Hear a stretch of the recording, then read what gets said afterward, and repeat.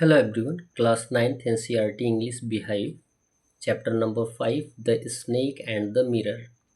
Chapter का नाम है the snake and the mirror और मुझे आशा है कि आप इस चैप्टर को पढ़ चुके होंगे। थिंकिंग अबाउट द टेक्स्ट का एक्सरसाइज नंबर बी दिया गया है।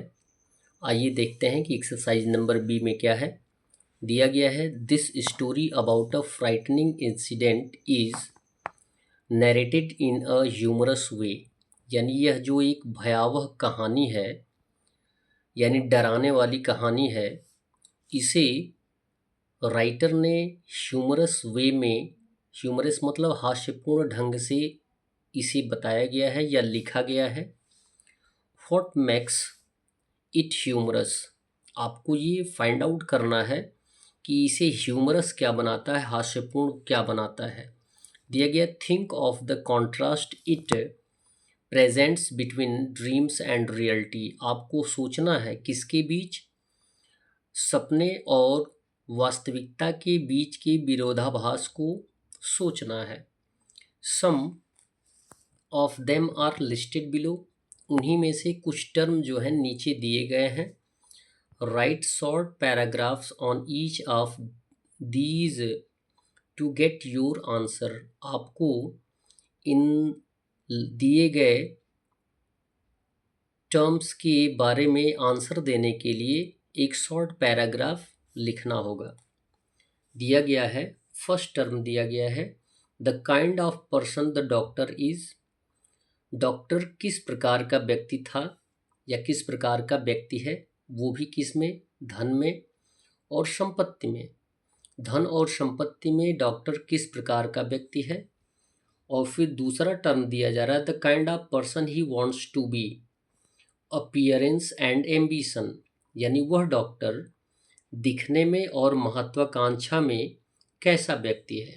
तो इसके आंसर के लिए आपको देखना होगा the story is about a homeopath a doctor, यह कहानी जो है वह एक होम्योपैथ के डॉक्टर की है। He wants he was not a well to do person, वह धन संपत्ति में बहुत ज़्यादा बड़ा नहीं है या उसके पास बहुत ज़्यादा धन संपत्ति नहीं है। ही lived a rented room, he lived a rented in a rented room, वह एक किराए के घर में रहता है। विच वॉज नॉट इलेक्ट्रीफाइड, और जो कि या जिस रूम में कोई इलेक्ट्रिसिटी नहीं होती है। Rats walked up and down the gable of the roof, चूहों का आवागमन ऊपर नीचे हमेशा उस डॉक्टर के रूम के गैबल पर होता रहता था। गैबल मीन्स होता है मोस्टली जो है ग्रामीण घरों में जो मिट्टी का घर हुआ करता था उसमें लकड़ी का सपोर्ट होता था, उसी को हम बोलते हैं धरनी। He had become habitual of their presence, और चूहों की उपस्थिति का वह आदी हो चुका था। He wants to look handsome, और ये तो उसका हुआ मनी और पोजीशन की बात की गई। अब उसके अपीयरेंस और एम्बिशन की बात की गई है।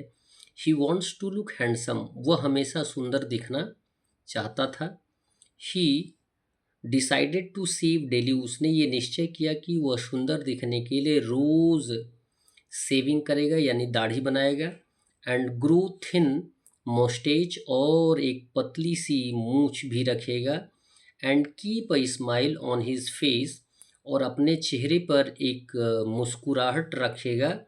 टू लुक हैंडसम, क्या करने के लिए, क्या होने के लिए, सुंदर दिखने के लिए। सुंदर दिखने के लिए उसने डिसाइड किया कि वह रोज़ दाढ़ी बनाएगा और एक पतली सी मूछ रखेगा और साथ में अपने चेहरे पर मुस्कुराहट भी रखेगा। सेकंड टर्म दिया गया the person he wants to marry, वह किस प्रकार के महिला से शादी करना चाहता है।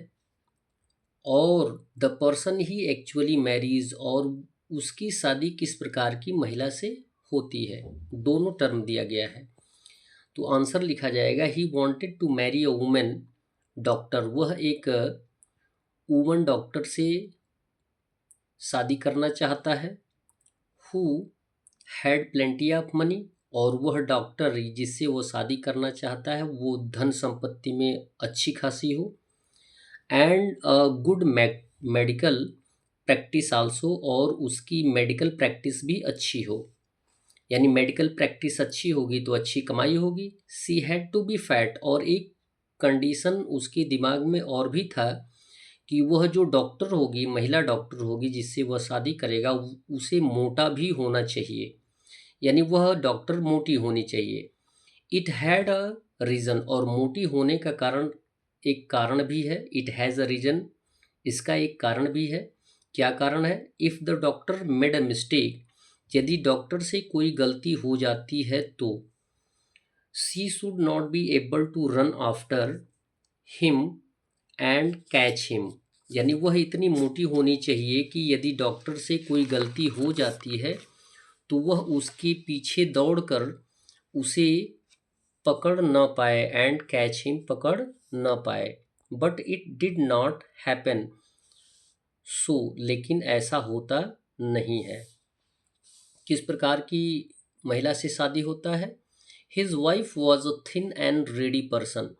यानी उसकी शादी कुछ ऐसी महिला से होता है कि जो कि बहुत दुबली पतली हो, दुबली पतली थी, और दुबली पतली के साथ साथ with a gift of a good runner, और गुण में उसे तेज दौड़ने का भी गुण था। यानी वह बहुत तेज दौड़ सकती थी। दोनों टर्म दे दिया गया। नेक्स्ट एंड लास्ट टर्म दिया गया है his thoughts when he looks into the mirror. जब वह अपने आप को, अपनी प्रतिछाया को, अपनी छवि को मिरर में देखता है, दर्पण में देखता है, तो उसके अंदर कौन से विचार आते हैं? And his thoughts when the snake is coiled around his arm, और जब कि स्नेक ने उसकी बाहों को जकड़ रखा था तब उसके अंदर कौन से विचार आते हैं? दोनों टर्म दिया गया है। आंसर लिखा जाएगा when he was looking in the mirror he admired his image. जब वह दर्पण में अपने आप को देखता है तो वह अपनी छवि बहुत पसंद करता है। He was lost in fancy, वह कल्पना में खो जाता है, कल्पना में खो जाता है। But he turned into stone with fear as soon as a snake landed on his shoulder. Shoulder, shoulder की स्पेलिंग गलत दी गई है, DER, हाँ शोल्डर। और जबकि एक सांप उसके कंधे पर बैठता है तो वह जमकर पत्थर सा बन जाता है। ये दोनों टर्म है उसी व्यक्ति के। That's all. वीडियो को लाइक करें और चैनल को अवश्य सब्सक्राइब करें। धन्यवाद।